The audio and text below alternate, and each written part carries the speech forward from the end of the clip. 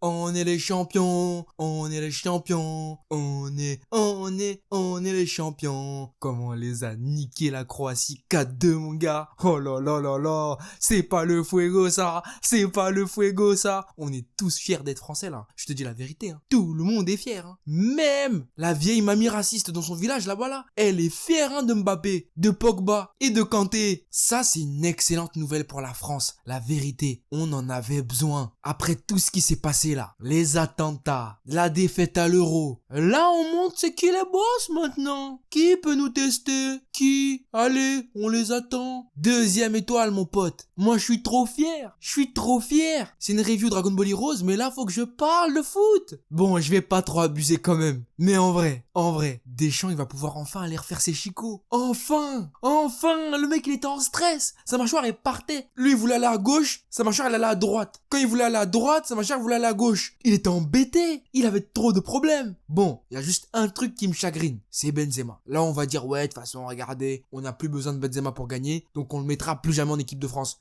Ah, ça me pique. Mais une victoire est une victoire. Savourons-la tous ensemble. Allez, c'est bon, j'arrête. Je vous laisse avec la review. Non, mais oui, le combat il était lourd. Ou du moins, ça va, il passait. Oui, je peux pas dire le contraire, frérot, arrête, c'est bon. Mais avoue quand même qu'il y a des trucs, c'est abusé. Avoue-le. Je sais que t'as trouvé des trucs abusés, mais tu veux pas le dire. Mais comme je suis ton frérot, t'inquiète pas, je vais tout déclarer maintenant. Talk it, walk it like I talk it.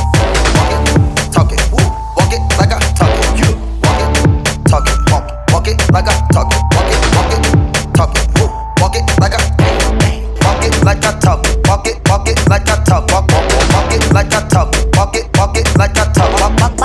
Walk it like I talk it. Like I talk. Walk it like I talk it. Talk it.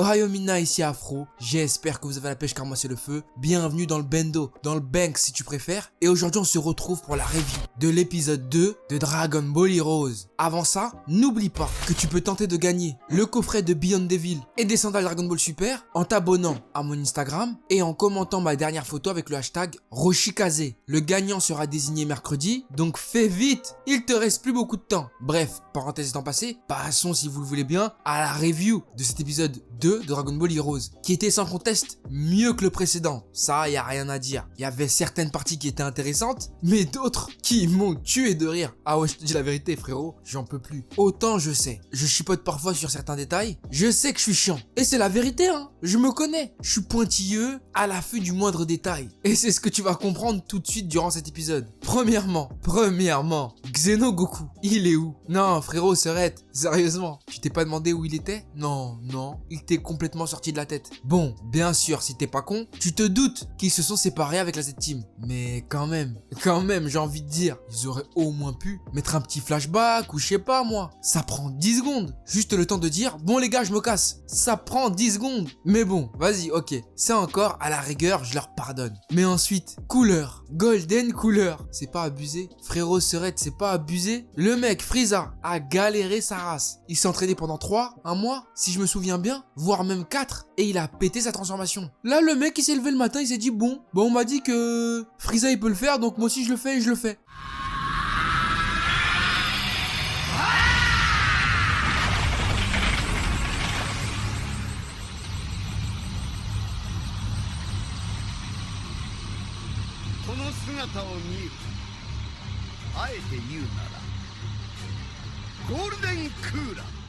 Les gars, abusez pas, ok, on est dans une série promotionnelle, ok, rien n'est canon, mais quand même. Mais moi, tu vois, c'est ça mon souci, j'ai envie de débrancher mon cerveau à chaque fois que je regarde cette merde, mais j'y arrive pas, je te jure, ça me rattrape. Je suis là, je me dis, mais putain, comment c'est possible? Comment ça se fait que Vegeta prononce le nom de Kula? Bon, à la rigueur, lui, si on veut pousser le bouchon un peu loin, on peut se dire que Vegeta est au courant, étant donné que Freezer est le frère de Cooler, et que Cooler a sans doute dû, auparavant, passer voir son frère sur la planète Vegeta. On peut s'en douter, mais quand même, j'ai trouvé ça vachement chelou, en fait. fait. Je te jure, j'ai pas l'habitude vraiment pour de vrai. Et comme si c'était pas assez suffisant, parlons maintenant des Potala. Ça, c'est le point qui m'a le plus piqué, je t'avoue. Je sais, tu vas encore me répéter, Afro, tu radotes. Sincèrement, c'est une série promotionnelle, te prends pas la tête. Respire, frérot. Mais non, je peux pas. Comment je peux respirer et agir comme si de rien n'était, or que Goku et Vegeta, sans même s'être battus avec Kamba, ont décidé d'utiliser les Potala. C'est quand même incroyable. T'as déjà vu ça dans quel épisode? Pour que Goku et Vegeta utilisent les Potala, faut qu'il se passe des dingueries. Tu l'as même vu dans l'arc Zamasu. Ok, tu vas me dire oui, Vegeta a vu que Trunks était en danger. Ah ça, je te dis peut-être. Mais dans l'arc Zamasu, qui est un excellent exemple, Trunks il s'est fait défoncer devant Vegeta. Pourtant, à aucun moment, il n'a souhaité utiliser les Potala parce que c'est pas dans l'esprit Saiyan. C'est pas Saiyan d'utiliser ça. Goku il s'est même pas tapé avec la personne. Goku il s'est même pas tapé avec Kamba. Il ne l'a même pas jaugé. Il s'est mis en SSJ1, il a mis un coup de poing et c'est tout. Là, ils sont obligés d'utiliser Végétaux d'un coup et c'est justifié un peu à la zob en montrant Vegeta qui a peur que Trunks se fasse dégommer. Mais moi, ça je dis non frérot. C'est pas comme ça que ça se passe. Pour éviter de me répéter, je te le répète quand même, les Saiyans sont un peuple fier. Tant qu'ils ne sont pas au bout de leur force, ils ne peuvent pas travailler en équipe. Encore plus le prince des Saiyans, Vegeta. Bon, après, je peux te dire que ça peut être justifié aussi par le fait qu'au début, on voit Vegeta et Goku collaborer ensemble. Ça voudrait dire que Vegeta a enfin mis sa fierté de côté et se sent prêt à collaborer avec Goku. Tu sais, comme durant leur entraînement avec Whis. Mais je sais pas, j'arrive pas à m'y faire. C'est quand même incroyable.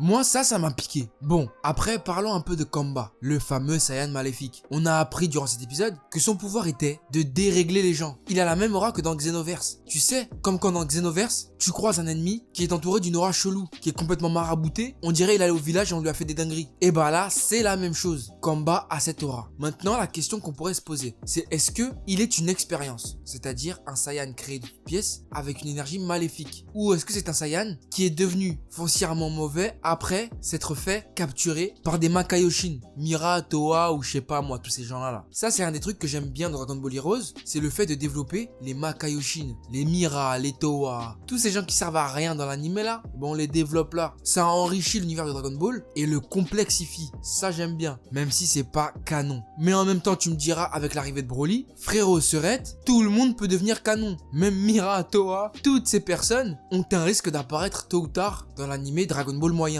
Oui, t'as bien entendu, j'ai dit Dragon Ball moyen, parce que Dragon Ball Super c'était pas super, donc on dit Dragon Ball moyen maintenant. Après, pour parler un peu plus de l'épisode sur une note positive, c'était chouette. J'ai été plus happé par cet animé que durant le premier épisode par exemple. Je l'ai regardé 2 fois, j'ai rigolé à certains passages parce que franchement c'est abusé. Le cas de Couleur qui arrive et qui dit moi je pète ma transformation frérot, tu vas rien faire. Et il la pète en plus, ça m'a fait rigoler. Trunks qui sort de nulle part, or qu'il y a même pas 10 minutes il était en prison. Ouais, c'est rigolo franchement. C'est pas pour faire le mec ou quoi, mais ça me fait doucement rigoler. Après bon, l'apparition de Végétaux, ça signifie quoi? Que Kamba a un niveau Végétaux carrément? Parce que là c'est abusé. Et moi je me demande jusqu'où ils vont aller. Est-ce qu'ils vont nous faire un Végétaux ultra instinct? Ils sont capables hein. Toi t'es là, tu rigoles, tu crois c'est des blagues. Mais Végétaux il va être ultra instinct, tu vas rien comprendre à ta vie. Tu vas dire mais non, ils ont osé ces bâtards. Oui frérot, oui ils peuvent oser. Quoi? On est dans Dragon Ball Heroes, merde. Il n'y a plus de limite, on s'en fout. Cohérence pas cohérence. Et les mecs qui regardent ça sur un site, ils en ont rien à taper. C'est juste du contenu pour nous faire attendre en attendant le film de Dragon Ball moyen et la reprise de l'animé. Donc ouais, durant cet épisode, faut pas trop se prendre la tête. Faut rester très terre à terre. Vraiment à terre, en skateboard, au sol. Enfin bref, moi j'ai hâte de voir le combat. Si Végétaux est en difficulté, je trouverais ça vachement abusé. Enfin bref.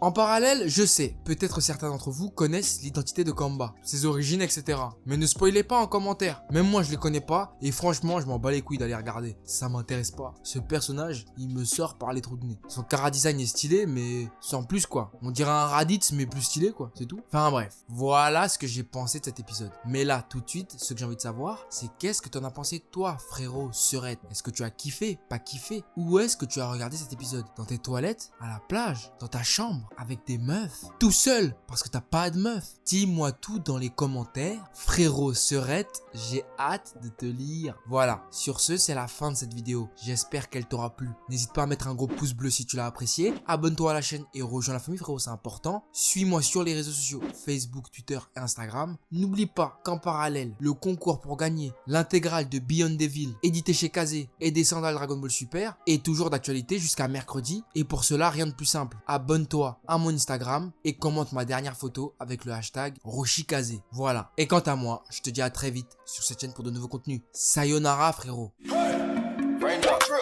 Drop top, smoking, no cooking, the hot pot.